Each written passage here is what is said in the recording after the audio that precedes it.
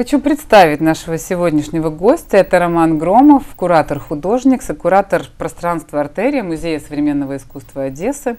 Здравствуйте, Роман. Я очень рада, что вы в студии нашей телепрограммы. Спасибо. И я думаю, что у нас есть хороший повод для диалога, потому что вот буквально, наверное, через неделю, где-то в районе середины декабря, начнется продолжение очередного модуля образовательной программы школы арт-менеджмента в Одессе, базовые курсы. Вы будете там выступать с лекциями. Я думаю, что очень много слушателей с нетерпением ожидают возможности послушать вас, потому что у вас на самом деле очень хороший опыт, он довольно большой, он яркий.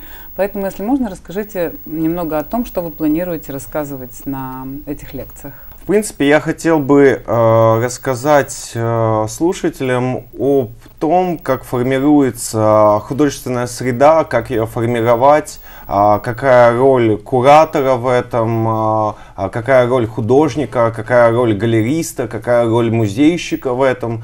То есть, в принципе, как работают эти механизмы.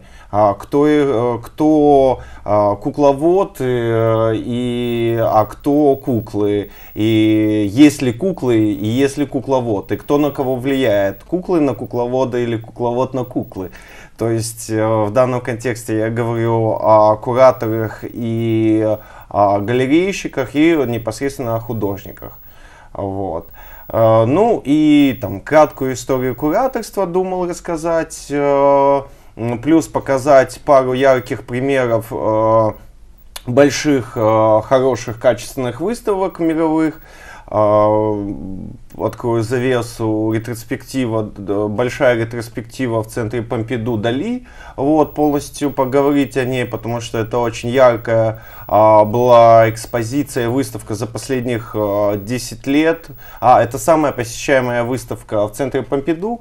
Вот, плюс хотел рассказать еще о большой ретроспективе Леонардо да Винчи. Вот, то есть это все интерактивные выставки, не просто картинки на стенах, а это сделано полностью все для того, чтобы посетители вообще погрузились в мир этого человека, художника, творца, в его душу и изнутри посмотрели его глазами на мир. И это очень важно, в принципе, для всего искусства. Ну, это, то есть, надо полагать, что какие-то современные там еще медиа подходы используются, да? Конечно, да. То есть, приходя на выставку, вас встречала голограмма Сальвадора Дали, который вас, собственно, зазывал на свою выставку эпатажными своими выходками. Ну, то есть, я считаю, это очень как бы модно, современно, технологично, и так, в принципе, к этому Украина должна стремиться. Есть ли в Одессе тоже потенциал, который бы мог в итоге привести к тому, чтобы все вышло бы на новый уровень в ближайшее время? Ну, потенциал всегда есть, тем более в Одессе, слава богу, мы отличаемся, этот город отличается от многих других городов Украины своей независимостью, своей харизмой, своими постоянными талантами, которые на этой территории рождаются. Вот. Конечно, есть, но все всегда упирается в финансирование. Понятное дело, меценатства как такового уже не существует, не бывает, это миф, просто не бывает меценатов, особенно в 21 веке. То есть, если человек тебе что-то дает, ты должен ему вернуть. Вот. И как бы возвращать мы можем работами, рекламой, вот, да не дают. Не дают, хотя могут давать многие. Может, эта ситуация изменится, но по чуть-чуть как бы дают. Слава богу, у нас есть музей современного искусства. В Украине он один, насколько я знаю. Он частный, и это немаловажно.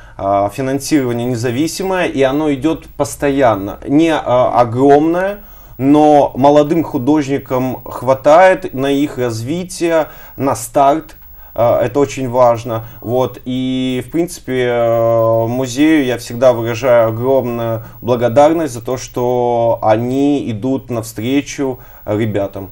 Ну, действительно, нужно отдать должное руководству Музея современного искусства, что часто проводят любопытные конкурсы для молодежи, выдают призы, в конце концов, Да, денежные. денежные. Довольно-таки часто вовлекают большое количество молодых людей в участие в выставках, в проектах. Но вот сейчас буквально в ближайшее время, наверное, готовится уже пространство «Артерия», то есть это на Белинского 5. Это такое пространство, которое прямо под музеем. Да. Там будут происходить какие-то интересные проекты, наверное. Что именно планируется? Ну, вообще планируется это больше, чем просто выставочное пространство. Это некий такой арт-клуб, музейный арт-клуб с уклоном, естественно, в искусство больше, в культурологию, философию. То есть это не коворкинг по типу хаба, где-то циферблата. Это чуть-чуть другое, но в принципе где-то они могут конкурировать. Вот. И, ну, естественно, на первом плане будут выставки, выставочная деятельность молодых авторов, для которых это будет старт.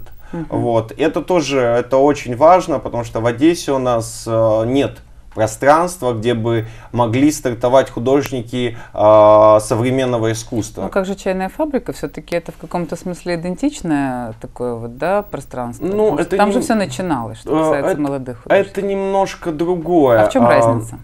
Разница есть во многом, потому что «Чайная фабрика», она больше... Во-первых, она камерная.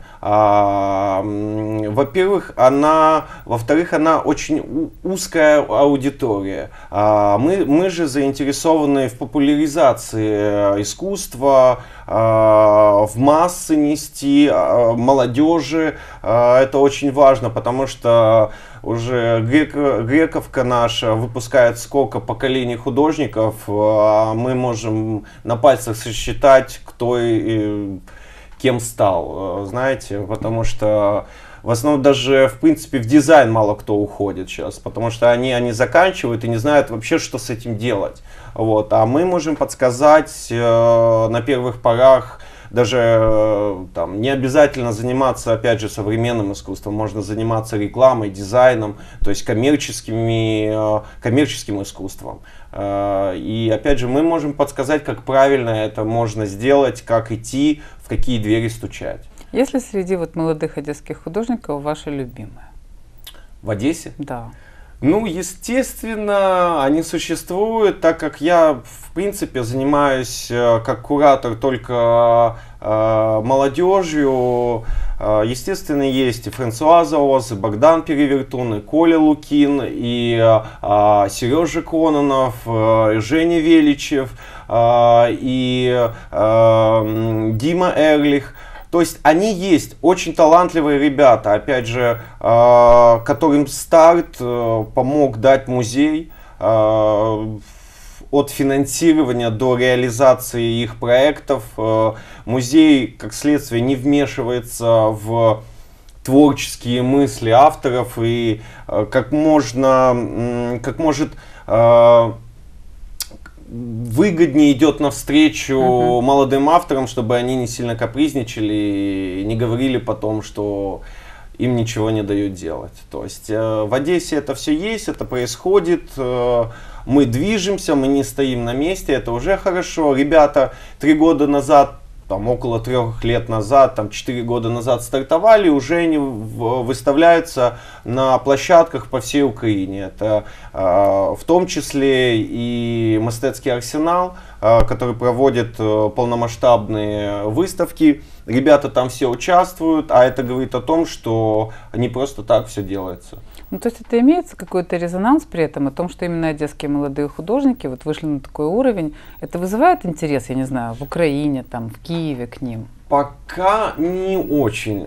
Пока не очень, потому что, в принципе, мы стремимся, ну, мы, это я и как бы небольшая группа людей, которые занимаются этим, потому что заинтересованных лиц крайне мало. Это, ну, лично мне непонятно, потому что мы живем в современном мире. Если люди себя считают продвинутыми, современными, они ездят в Европу, в Америку, они ходят и видят, что происходит. Огромные забитые пространства на лекциях, забитые пространства на открытиях выставок, галерей, музеи, полностью открыты, там для них сделаны все возможные акции, и для того, чтобы они посещали это там не какие-то огромные деньги, вот, с них всех требуют иногда вообще бесплатно, вот.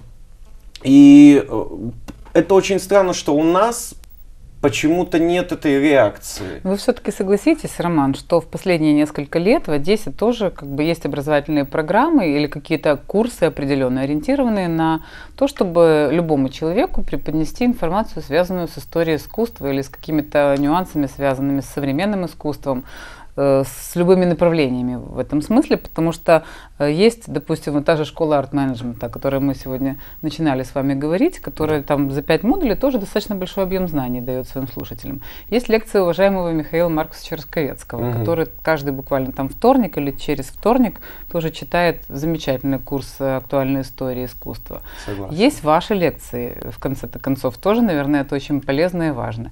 Есть уважаемый Ута Кильтер, которая собирается тоже, так сказать, презентовать свой новый проект буквально в ближайшее время в Одессе. Поэтому в целом-то, если человек хочет и интересуется, я думаю, что он может пойти, опять же, все те же музеи, о чем мы говорим. В художественном музее буквально каждую субботу какая-то новая тема привлекает тоже широкое внимание зрителей и ценителей искусства. Но я вас хотела спросить вот о чем. Вы говорили о том, что меценатов практически нет на сегодняшний день, ну там за редким исключением. Но с другой стороны, нужно же искать средства. Да? Вот к кому обращаться, как вы считаете? Кто потенциально может все-таки содействовать тем же молодым художникам? Ну, я считаю, что, ну, вообще есть общедоступные уже практики, как искать средства на продвижение себя или своего какого-то проекта. Опять же, те люди, которые денежно способны, которые могут быть донорами, не меценатами, донорами, просто делиться как бы. Опять же, им все равно необходим какой-то фидбэк, им необходимо что-то получить от этого. Как следствие, искусство они современно не понимают. Картинки наши, инсталляции, скульптуры для них, ну вот они на них смотрят и не видят никакой цены. Это опять же тоже вопрос образования непосредственно этого человека, у которого есть большие средства, но он ничего не понимает в том, что мы ему вообще говорим. И иногда мы просто его можем взять на измор, и он просто даст какую-то сумму денег, чтобы мы просто от него отстали. Но как следствие, что мы можем ему дать? Мы можем ему дать рекламу.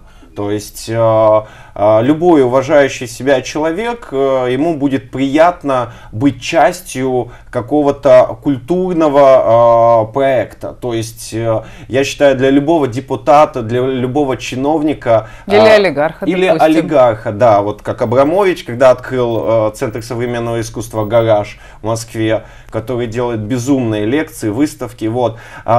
Это необходимо, это в его имидж, это ему плюс большой. Но почему-то они не понимают этого. Почему-то они пытаются там за машину песка там покупать голоса. Зачем это делать, если ты можешь просто помочь в организации какого вот такого проекта, там, биеннале, большой выставки, и тебе вернется втройне. Вы знаете, Алиса Ложкина вот не так давно на своей лекции назвала это, видимо, как понятие какое-то существует, социальный лифт.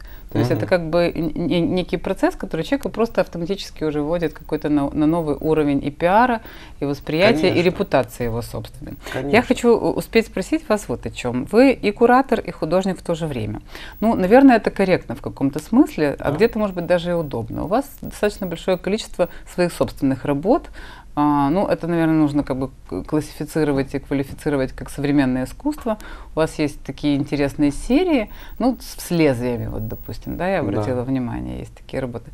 Откуда эта идея взялась, если не секрет? Помните ли вы, как это формировалось и формулировалось у вас? Ну, эта серия вообще, она хорошо выстрелила со всеми событиями, которые происходят у нас в стране.